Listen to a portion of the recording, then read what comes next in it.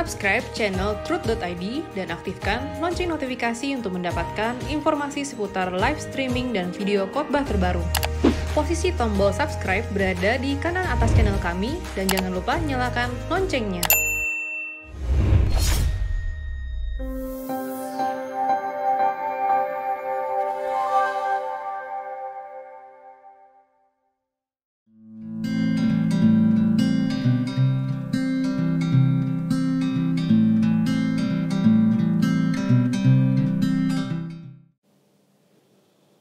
Shalom saudara, salam sejahtera. Anda bertanya Alkitab menjawab, masuk episode yang ke-80. 0821 663 dan seterusnya. Salam Pak Eras, dalam banyak kesempatan Bapak berkata bahwa Bapak baru bertobat beberapa tahun belakangan ini. Apa yang menjadi titik balik sehingga Bapak bisa setajam saat ini? Terima kasih untuk pertanyaannya. Yang pertama, bertobat itu artinya dalam bahasa Ibrani shub, dalam bahasa aslinya shub yang artinya berbalik. Tapi dalam bahasa Yunani, bertobat itu teks aslinya metanoia yang artinya perubahan pikiran. Jadi pertobatan itu tidak boleh hanya sekali, tetapi harus terjadi terus-menerus. Kalau saya katakan saya baru bertobat beberapa tahun belakangan ini, artinya perubahan drastis saya. Perubahan drastis saya. Di mana saya bertekad untuk hidup suci, saya bertekad untuk tidak mencintai dunia, saya berkemas-kemas pulang ke surga. Itu terjadi karena perubahan-perubahan pola berpikir saya yang luar biasa sampai saya pada tekad itu. Ya. Titik baliknya adalah ketika saya mengalami kekecewaan. Saya kecewa sekali dengan pelayanan, saya kecewa sekali dengan hidup. Padahal pada waktu itu gereja yang saya layani juga sedang besar-besarnya berkembang. Natal kami selalu harus mencari ruangan di atas 10.000, 12-13.000. Posisi saya juga sangat baik sebagai anggota MPL itu, yaitu Majelis Pekerja Lengkap seperti DPR atau MPR-nya sebuah negara. Saya juga pimpinan sebuah sekolah tinggi, ya, atau berpotensi untuk kembali menjadi rektor. Tapi saya kecewa sekali dengan keadaan gereja dan keadaan sekolah. Dan waktu itu sebenarnya titik nadir yang membahayakan buat saya. Saya berhenti mengajar dan saya bertekad tidak akan kembali ke tempat yang sama pada waktu itu. Dan saya mulai bisnis. Saya mulai menjadi broker, jual gedung, jual tanah. Saya mulai mencoba untuk main tambang, mencoba. Dan saya mulai pergi ke Indonesia bagian timur, bukannya khotbah tapi ikut menggarap tambang. Lalu bisnis yang lain, agrobisnis, lalu juga saya mencoba saya punya beberapa saham juga di penambangan pasir dan lain-lain. Saya membantu juga satu teman yang membangun tambang dan jadilah tambang itu. Tapi juga membantu teman membangun tambang gagal. Jadi ada yang berhasil, ada yang gagal. Nah, saya titik nadir mulai mengumpulkan uang ya karena saya merasa kurang terhormat kalau terima uang dari gereja. Yaitu kesombongan sebenarnya. Nah, dari titik nadir itulah saya mulai belajar Alkitab kembali. Saya berpikir pasti Kristen tidak begini. Pasti kekristenan tidak begini. Saya mulai mendalami lagi bahasa Yunani, bahasa Ibrani. Walaupun saya pernah mengajar bahasa Yunani di sebuah sekolah tinggi teologi. Bukan di Petamburan tapi di tempat lain. Dulu saya menjadi pimpinan di Sekolah Tinggi Teologi Petamburan, Sekolah Tinggi Teologi Betel, tapi saya mengajar bahasa Yunani di Sekolah Tinggi Teologi yang lain. Ya, saya mulai belajar Yunani lagi, Ibrani, mencoba untuk bahasa Latin, ya, belajar bahasa Latin. Akhirnya Tuhan membuat saya menemukan pengajaran mengenai Corpus Delicti tahun 2008-2009. Saya menemukan pengajaran ini dan ini merubah hidup saya. Jadi kalau orang menyerang saya mengenai pengajaran Corpus Delicti, saya sudah tidak perlu persoalkan karena pengajaran itu mengubah hidup saya. Gak usah berdebat, kita nunggu nanti di pengadilan Tuhan. Saudara tidak perlu mengalami kekecewaan seperti yang saya alami, ya. Bahaya, titik nadir dan kita bisa meninggalkan pekerjaan Tuhan, kita berhenti menjadi pendeta. Bahaya. Ya. Tetapi kita harus mengambil keputusan ikut Yesus saja. Ya. Oke. Dari Australia, Salam Pak Erastus, saya dari Australia, saya senang akhirnya bisa ketemu face to face di sini. Saya bisa benar-benar berubah dari khotbah-khotbah Bapak. Saya mau tanya Pak, kalau orang di luar Kristen yang berkenan masuk dunia akan datang, apakah nanti mereka di sana bisa diproses untuk dikembalikan ke rancangan semula seperti yang dikembalikan pada rancangan semula? Nah ini pertanyaan yang saya pikirkan beberapa hari ini dan tadi maksud saya ada pertanyaan yang sama di episode 79. Saya itu agak enggan, reluctant untuk menjawabnya karena saya tidak ingin atau saya ini menghindari orang itu menjadi gaduh karena pernyataan-pernyataan saya yang tidak umum. Tapi kalau sudah sampai pertanyaan seperti ini saya harus menjawab bahwa memang ada. Dan semua nanti kita menjadi keluarga Allah. Semua harus dikembalikan ke rancangan semula. Eli dari Australia, benar, you are right. Tuhan memberkati. 08154299 dan seterusnya. Salam Pak Erastus, mau tanya Pak, bagaimana mengajarkan keselamatan untuk anak-anak di bawah umur 12 tahun? Ada tips-tips tersendiri atau kita sampaikan sesuai dengan apa yang Pak Erastus ajarkan? Karena mungkin akan kesulitan untuk diterima bahasa bagi anak-anak umur 12 tahun. Terima kasih banyak Pak sebelumnya. Yang pertama, ini kayaknya ibu nih ya, atau bapak nih. Yang pertama kita harus berubah. Anak-anak belum mengerti, tapi anak-anak bisa merasakan suasana proses keselamatan yang terjadi atau berlangsung dalam hidup orang tua. Anak-anak bisa tidak mengerti, tapi anak bisa merasakan.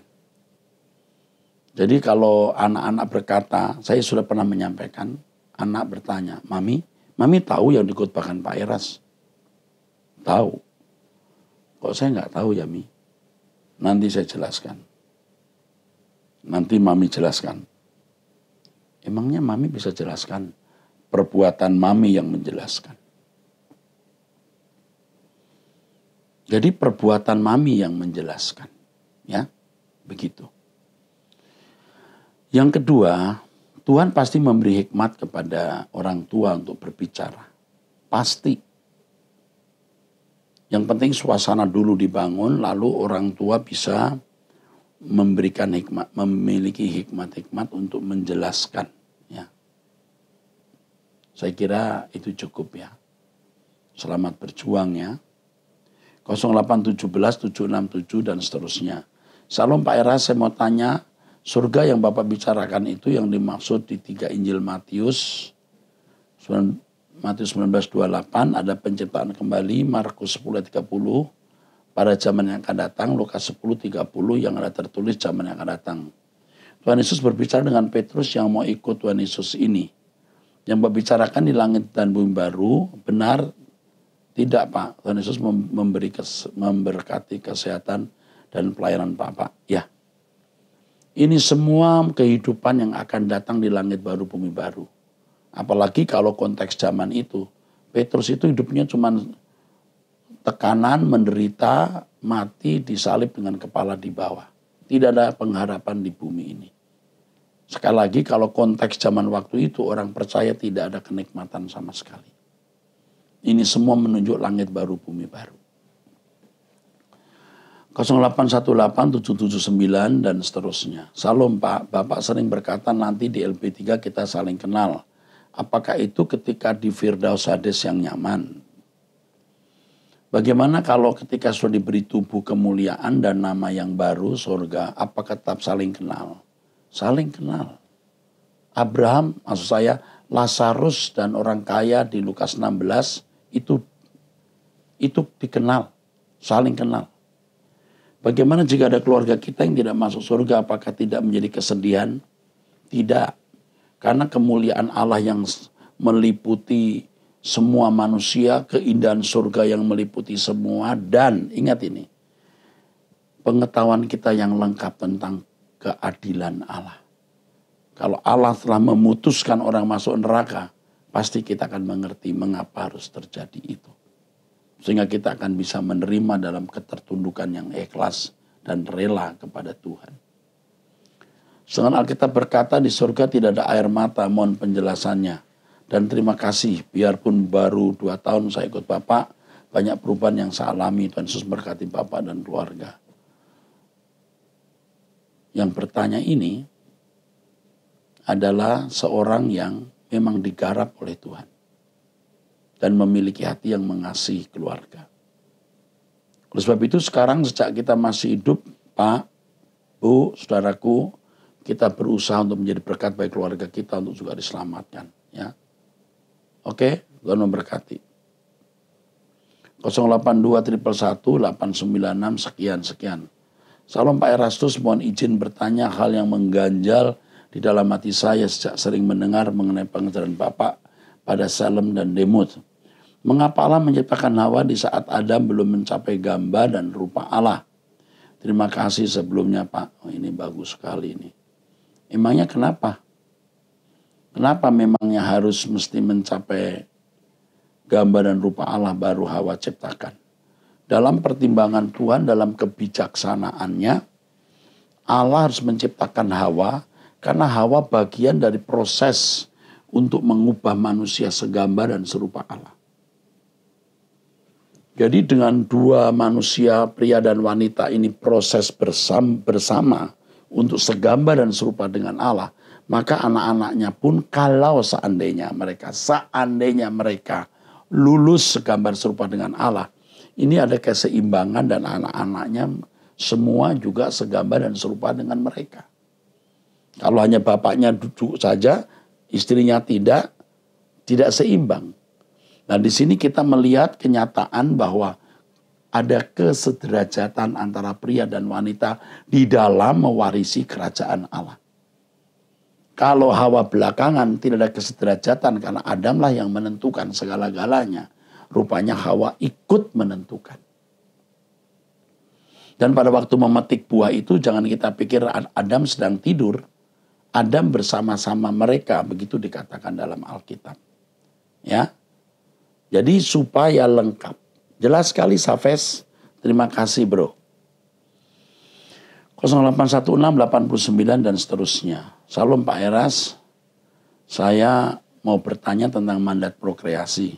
Itu kan diberikan sebelum Adam jatuh dalam dosa. Setelah manusia jatuh dalam dosa dan diselamatkan sehingga menjadi anggota keluarga kerajaan Allah. Bagaimana mandat itu? Apakah berhenti di bumi saja dan tidak di LP3? Waktu Allah menciptakan Adam, Allah yang berproses dari bayi. Bagaimana dengan Hawa? Apa prosesnya juga sama seperti Adam mulai dari bayi? Apa waktu mempertemukan sesudah posisi sama dewasanya dengan Adam? Atau cukup lama Adam menunggunya? Soal berapa lama menunggu jelas kita tidak tahu. Tetapi yang saya pahami, terserah saudara, Adam dari bayi. Dari bayi belajar simbol-simbol bahasa, lalu bisa percakapan, semua natural dan bertahap. Kalau Hawa pasti dari bayi, karena diambil dari tulang rusuk, menunjukkan dari benda yang tidak besar. Ya, apa dipertemukan sudah posisi sudah sama dewasa? Saya kira ini tidak terlalu penting. Bisa posisi dewasa, bisa bersama kanak-kanak, setelah dewasa ternyata mereka bisa saling mencinta, bisa saja. Ada kan sama-sama dibesarkan, tetanggaan, dari kecil sama-sama besar jadi suami istri. Atau baru ketemu, 3 tahun lalu menikah, atau 3 bulan menikah, bisa saja. Ya. Ini pertanyaan yang kedua ya. Lalu yang pertama ini, bagaimana dengan mandat ini, apa berhenti di bumi saja dan tidak di LP3? Nah, Anda kan berpikir dengan cerdas di sini. Kalau saya dituding di mana-mana sebagai sesat karena ada perkawinan di surga, saya itu tidak bisa bicara banyak karena orang-orang ini pikirannya pendek. Saya tidak mengatakan pasti ada, tapi saya tidak mengatakan tidak ada. Ya tergantung bagaimana kedewasaan rohani orang. Kalau dia berpikir seks itu rasanya jahat, ya kamu mencium yang salah karena ketika Adam belum jatuh dalam dosa, sudah diberi mandat ini. Jangan pikiran kita keruh. Jangan berkata, wah memang maunya seks terus. Loh, saya katakan ya waktu di bumi ini saja kalau istri saya tidak ada, saya tidak akan menikah lagi. Bukan sok. Apalagi ya kita sudah tua begini, mau apa? Nanti sahabat-sahabat istri saya akan merasa terlukai, keluarga besar istri saya juga terlukai, anak-anak belum tentu juga senang. Nah ini konteks saya pendeta. Konteks yang lain saudara tidak ada salahnya mungkin. Mungkin malah benar, mungkin juga Tuhan perkenan supaya teman hidup di hari tua. Tapi kalau saya kan pendeta, beda konteksnya. Dan sekaligus saya ingin menunjukkan bahwa kita nggak mikir seks, kita lagi sudah lewati perjuangan membunuh keinginan seks yang tidak senonoh. Kita sudah melewati tahap demi tahap yang begitu berat, tapi kita bisa melewatinya. Masa kita mau mikir seks lagi? Jadi nanti bicara soal surga, soal perkawinan di surga, saya akan bahas ini. Ya, nanti saja. Nah, sekarang orang membuli haters, mengucapkan kata-kata yang tidak pantas, saya diam saja. Tunggu saja nanti penjelasan saya. Saya tidak mengatakan Alkitab tidak menjelaskan. Saya menjelaskan. Loh, siapa saya bisa menjelaskan isi Alkitab? Alkitab menjelaskan Alkitab. Kita yang menjelaskannya atau menyampaikannya atau meneruskannya kepada jemaat yang tidak tahu. Itu maksudnya. Bukan Alkitab tidak menjelaskan, saya jelaskan nanti. Lah, siapa kita? Apalagi seorang pendidik. Harus selalu mengajar berdasarkan Alkitab. Salam ya, dari 0813 20 30 dan seterusnya. Shalom, selamat malam Pak Eras, puji Tuhan bisa ikut pengajaran dari Bapak yang luar biasa. Ada satu pertanyaan Pak, keselamatan dari Tuhan Yesus suatu anugerah, berarti setiap orang percaya beroleh hidup yang kekal. Mohon dijelaskan Pak. Oke, ambil Matius 11:25, Matius 11:25 ya. Saya buka dulu ya, Matius 11:25. Perlu Bapak Ibu ketahui, saya tidak mempersiapkan jawabannya terlebih dulu ya. Saya selalu spontan, tidak ada waktu lagi saudara menjelaskan, membaca dulu lalu mempersiapkan jawaban. Ini semua spontan. Tentu berdasarkan pengertian Alkitab yang saya pahami. Yang mau percaya, yang tidak ya tidak usah ikut ya. Pada waktu itu berkatalah Yesus, aku bersyukur kepadamu Bapa, Tuhan langit dan bumi, karena semuanya itu engkau sembunyikan bagi orang bijak dan orang pandai, tetapi engkau nyatakan kepada orang kecil. Oke, ini ayat yang dimaksudkan di dalam kurung ini. Keselamatan dari Tuhan Yesus kan anugerah, berarti setiap orang percaya beroleh hidup kekal. Oke. Keselamatan itu apa dulu? Keselamatan itu usaha Tuhan mengembalikan manusia ke rancangan semula. Ini proses ya, harus dipahami. Bukan hanya terhindar dari neraka dan diperkenankan masuk surga. Suatu anugerah, iya, kesempatan ini ya tersedia. Pintu surga dibuka. Masalahnya kamu masuk enggak? Tidak otomatis bisa masuk. Karena dikembalikannya manusia ke rancangan semula perlu perjuangan, perlu perubahan, perlu proses. Yang melibatkan dua pihak. Pihak Allah yang menggarap, pihak manusia yang digarap atau meresponi penggarapan dengan baik. Berarti setiap orang yang percaya beroleh hidup yang kekal. Apa hidup yang kekal? Hidup yang kekal itu hidup yang berkualitas. Jangan hanya tertumbuk dengan kata kekal, nanti di surga kekal. Neraka pun juga kekal. Neraka pun juga kesadaran, bisa kekal. Hidup kekal artinya hidup yang berkualitas. Percaya itu apa? Percaya bukan hanya keyakinan di dalam pikiran. Keyakinan itu bertindak. Artinya bertindak menerima penggarapan Allah. Ya mendengar firman, ya bertobat dan seterusnya. Ya. Dengan demikian baru hidupnya berkualitas. Tidak semua orang mengalami ini karena tidak semua orang memberikan respon yang benar. Banyak orang sibuk mencintai dunia, sibuk dengan segala kesenangannya sendiri. Berarti mereka menolak keselamatan itu. Oke. 0857 5353 dan seterusnya. Salam Pak Era, saya izin untuk bertanya. Dalam renungan tanggal 7 Juni 2020 ditulis, pada konsili-konsili yang dimulai dari konsili Nicea tahun 325 ini maksudnya ya. Hal-hal yang terkait dengan Tritunggal dan Kristologi menjadi pokok masalah utama dan atau agenda penting yang mewarnai konsili-konsili tersebut. Yang pertama mengenai Tritunggal memang ya. Kesederajatan antara Allah dan Bapa. Dan yang menimbulkan pertikaian serta berdampak pada perpecahan. Hal ini menunjukkan bahwa mereka terjebak dalam kehidupan Kristiani Allah dalam fantasi. Yang saya ingin bertanya, apa konsili itu salah? Terutama konsili awal, apakah mereka hanya berfantasi? Saya tidak katakan salah sepenuhnya. Tetapi dampak yang dihasilkan menunjukkan bahwa konsili itu tidak berdampak positif. Buktinya, Eropa, maksud saya Roma tidak terselamatkan. Roma itu rusak karakternya, bobrok karakternya, sampai ambruk. Apa nilai dan arti konsili-konsili itu kalau betul-betul berdampak positif? Bukankah konsili itu penting? Penting untuk siapa? Penting yang bagaimana? Yang akhirnya ketika abad ke-6 itu 150 tahun kemudian, ketika ekspansi Islam begitu kuat, wilayah-wilayah Kristen berubah jadi warna hijau. Bahkan tahun 1053 akhirnya gereja Hagia Sophia pun juga menjadi masjid.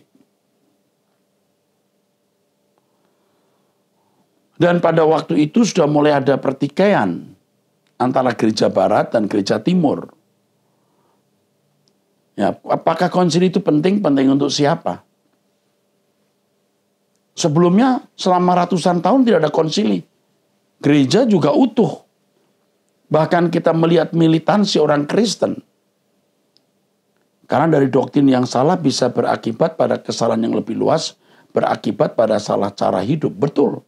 Dari doktrin yang salah, maka berakibat pada salah cara hidup. Tapi siapa yang melegalisir salah atau benar? Apakah manusia? Sedangkan konsili pertama digagas oleh kaisar yang masih berjiwa kafir walaupun ngaku masuk Kristen. Belum dibaptis. Saya sedih, saudaraku. Saya bukan anti konsili. Allah pun pakai konsili untuk maksud-maksudnya. Tetapi hasrat niat manusia dan nafsu manusia masuk di konsili itu masalahnya. Pak, saya tidak mengutuk konsili, bukan saya mau menyalahkan konsili. Semua diletakkan pada proporsinya, lebih kurangnya ada. Dan kita hanya melihat secara objektif hal itu. Karena doktrin yang salah bisa berakibat pada kesalahan yang lebih luas yang berakibat pada cara yang salah. Bayangkan kalau doktrin yang benar hanya karena diputuskan oleh satu kelompok orang Kristen.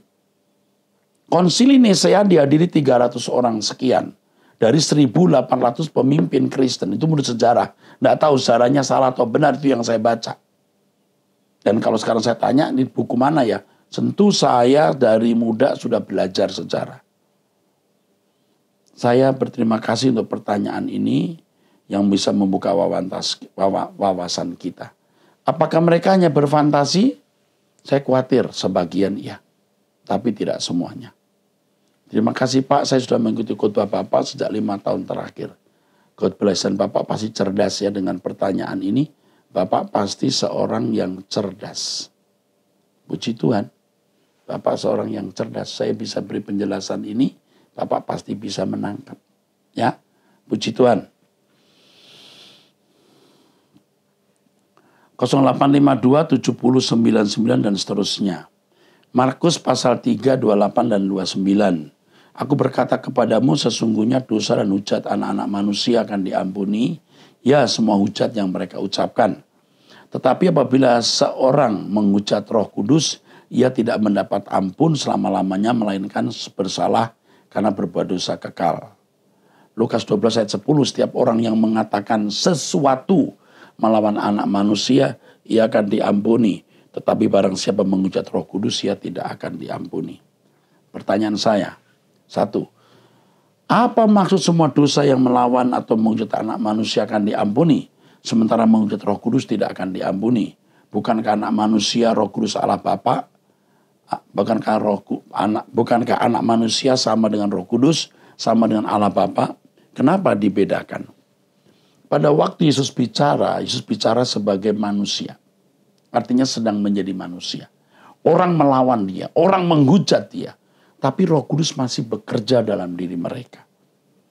Bahkan orang-orang berkata salibkan dia. Tapi Roh Kudus masih beri kesempatan.